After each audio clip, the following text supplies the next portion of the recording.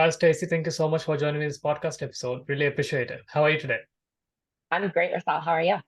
I'm doing well. Nice to see you again. And also, it's a pleasure having you on the show. And we'll be learning more about your journey and how you started your business, a career you have right now, and also how you're helping a woman.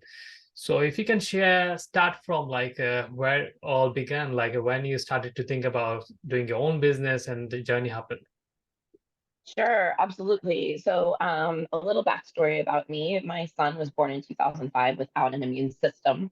And so I really lost myself in being that caretaker mother, because I was literally trying to keep him alive, which we all are Yeah. when they're first born, but then there's like this added level to my son Bryce. And so I really lost myself in that role.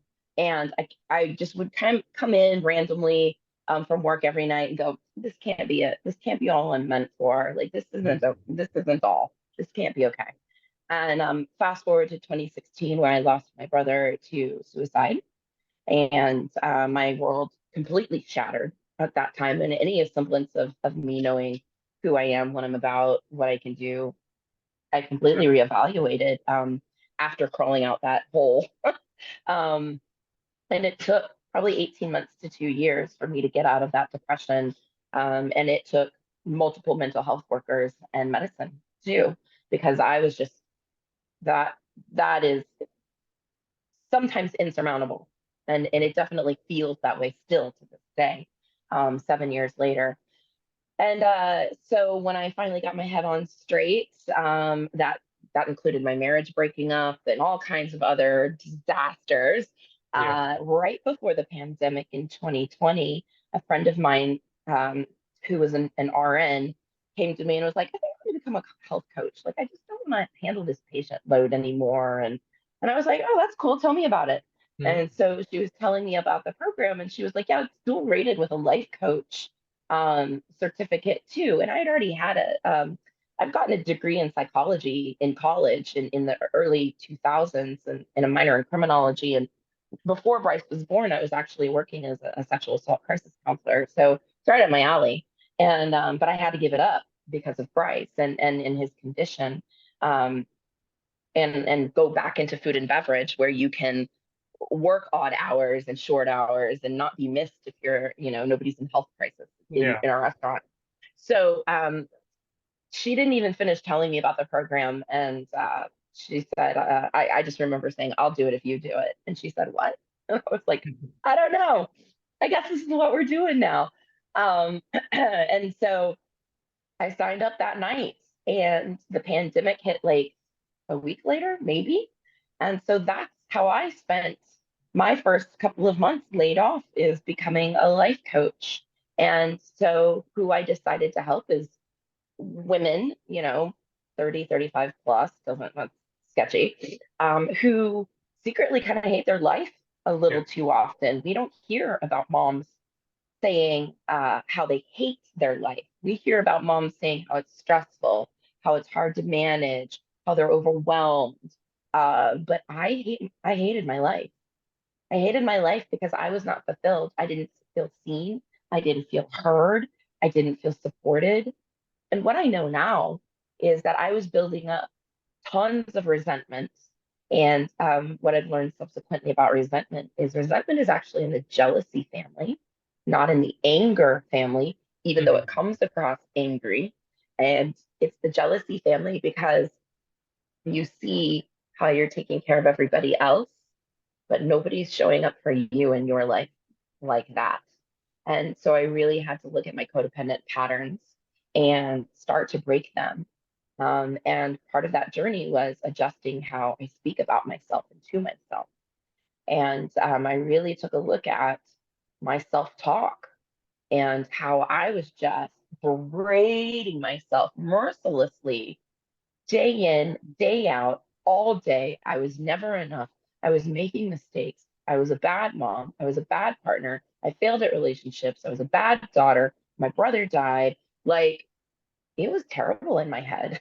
It was awful in my head. Then he was And blaming yourself for all this, right? oh, yeah, 1000%. Like, I can control what other people do. Yeah. That's part of the codependent pattern. It's actually manipulation. It's manipulating how people see you so they don't leave you. Hmm. And so I've really worked hard to break those patterns. And now I'm so honored. I've gotten 4 certifications now in 4 different modalities. So I'm a life, health, clarity. So if you're feeling stuck, I can help you get unstuck. And my latest is a mental fitness coach. And that really delves into how you speak to yourself. Mental fitness is fascinating. It's by Shazad Shemaine, who is a professor and researcher at Stanford University. And he has identified and labeled 10 different negative voices in your head, and he calls them saboteurs. And the biggest one, the one that's strongest in all of us across the board, is the judge, and it opens the door for the other 9 to come through. So the judge judges you, it judges somebody else, or it judges circumstances, and then those other 9 can come through and really wreak havoc. And so I have learned to identify and quell them with the use of what's called PQ reps, and basically they're active meditation. And then he's also identified and labeled 5 stages, which would be voices of wisdom, your inner wisdom, and that you can use to quell those 10 Yeah. saboteurs. And the strongest one, surprisingly, is empathy. Empathy for yourself, empathy for others, empathy for your circumstance. Just giving yourself love or others love can actually stop a lot of that negative self talk. So I've developed a program called Empowered Authenticity to help women stop beating themselves up every day. It's terrible. And learn to tap into their inner wisdom, Yeah. learn to set boundaries, and learn to make empowered decisions. So when you say yes, you mean it, and you're not kicking yourself in the butt later going, oh, why did I say that? Mm. Or you're like running your cup dry because you're just, pouring into everybody else, and you're learning to put yourself first. Um, Self-care and self-love is not selfish. It's actually a big act of love for you and those around you. And in fact, as of yesterday, I have a book called The Self-Love Project. So I'm an Congratulations. actual published author. So that's Yeah, that's great. it's Great news. so exciting. Yes. I'd love to know more about like when you're going through the moment of your life, like where you're proper depressed, like the medication you was on and everything. What did you do differently compared to right now where you are, like to heal yourself or like being better and like have like a clarity what you want to do accomplish with your life? How this all changed? Like, is it someone told you like you need to make some change, or you one day wake up is like enough is enough? Like I'm feeling sorry for myself. I've been victimized of my own emotion. How do I change that? So how did you come to like the transformation you had? Sure. So I have to give some of that credit to my brother, leaving by his own choice. I had a therapist before then, about a year and a half in, when actually it was yeah, it was about a year and a half in, when he decided to take his own life. Um, and we had just scratched the surface of my codependency. And so when Nathan decided to leave me and the rest of the ones that loved him, um, I had to get really real about what I was doing. I had to get really honest about my contribution to my misery, and that it wasn't everybody else around me. Because I was the one choosing to give and give and give and give and give of myself. Hmm. And why wouldn't they say yes? Why wouldn't they take it? Of course they would. They'd be dumb not to. Yeah. What I was doing was not holding back for me. I wasn't taking care of me first. And so I had to get really real about, why do I do these patterns? And why do I continue to do these patterns? And the answer is because I was manipulating people out of love and out of fear so they wouldn't leave me. And so if I do something for you and I make your life easier, then you're going to like me. And so I had to get really real about the damage that that was actually causing to me. And it was so bad that I ended up with fibromyalgia. Um, and so I have chronic pain now due to the trauma that I caused myself and some early childhood trauma, of course. By Yeah. the way, we all have early childhood trauma. Even if you have the best parents in the world, you still have early childhood trauma. And so we all, truly, in my opinion, we all need mental health experts. And so I enrolled mental health experts. I enrolled therapists and coaches and got really real about my life. And I got on medication because when Nathan died, that was past the point of just therapy being able to help me then.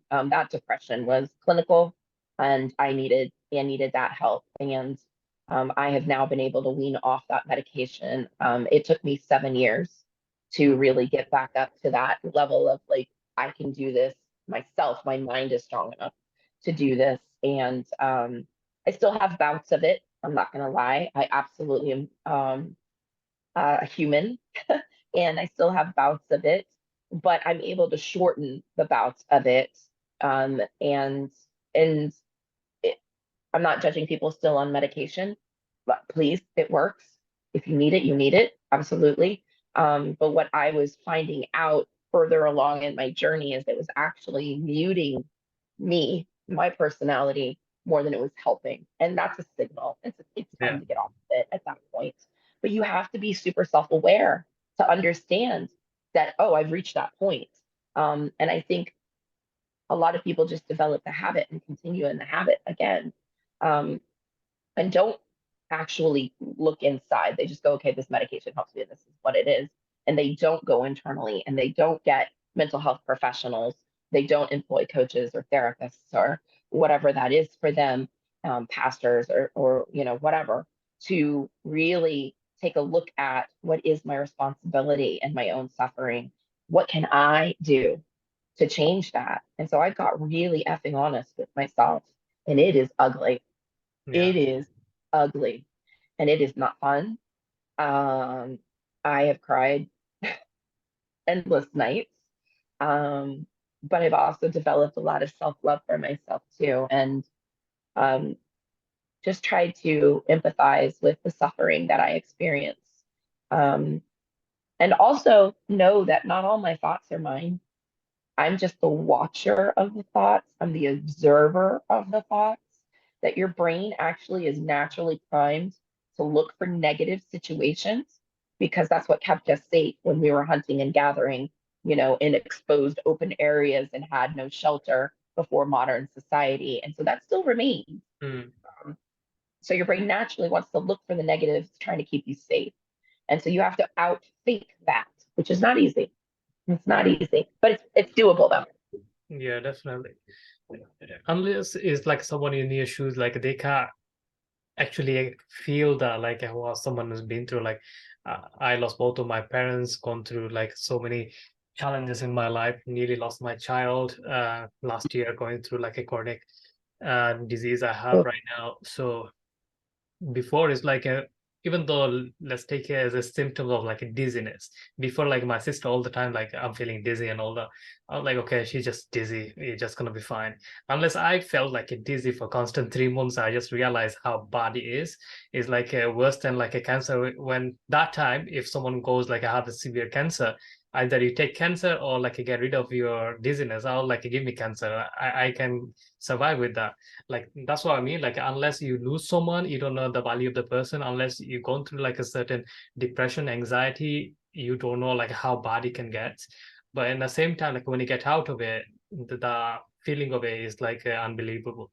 So those who's going through like a similar or like a probably not extreme like as you, but going through like a depression or dealing with their tough times, what would be like your advice someone can do, like especially women, because you're expert on that, like so they can transform their life like how you did. so I just want to say, Mama, I see you. I see you struggling. I see you trying to hold it together. I see you trying to be everything for everybody.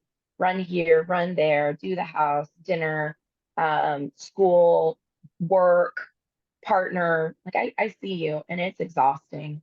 We don't talk enough about the mental load of motherhood, and how we could relieve that. So first of all, just realize that you do way too much Mm. and that you can ask for help or you can say no. And I didn't feel like I had um, that I wasn't empowered to do that. I didn't feel like I could say no or that I could ask for help, especially having a medically fragile child like I had.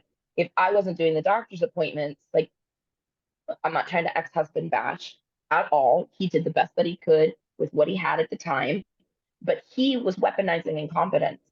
And he was like, well, you speak to the doctors on their level, and I can't communicate with them, or I don't always remember what they say. And so to me, that was fear. That was fear of him failing our son.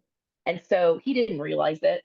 And so instead of being like, I'm afraid that I'm going to say something wrong Yeah. or not relay something properly and it's going to kill him, um, he just put it at my feet. And so instead of me going, I trust you, if you need to record the appointments and I'll listen to them later, or figuring out something Yeah. to empower him to help me, I just picked it up. Stop doing that. Stop doing that. You are actually putting more on your plate by doing that. And if you're a single mom, I'm a single mom now, I get it. Ask for help. Ask for help. Ask your bestie, ask the person next door. Um, Create habits that make your life easier, like grocery delivery.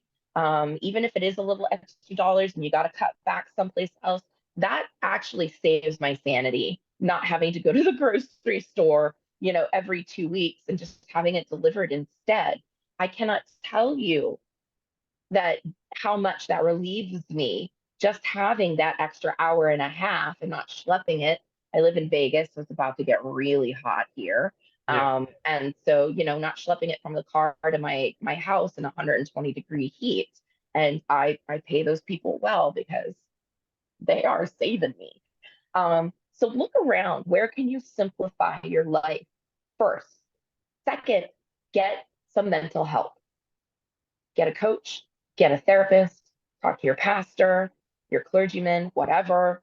Um, don't trauma dump on your best friend because she's probably hanging by a thread too. But get some professional help that can actually hold your hand, stand by you, have you take a look at your life, get really honest about what you're doing to yourself, what you're choosing to accept, because with that honesty comes some really great empowerment at the other end of it. Yeah, that's a great advice.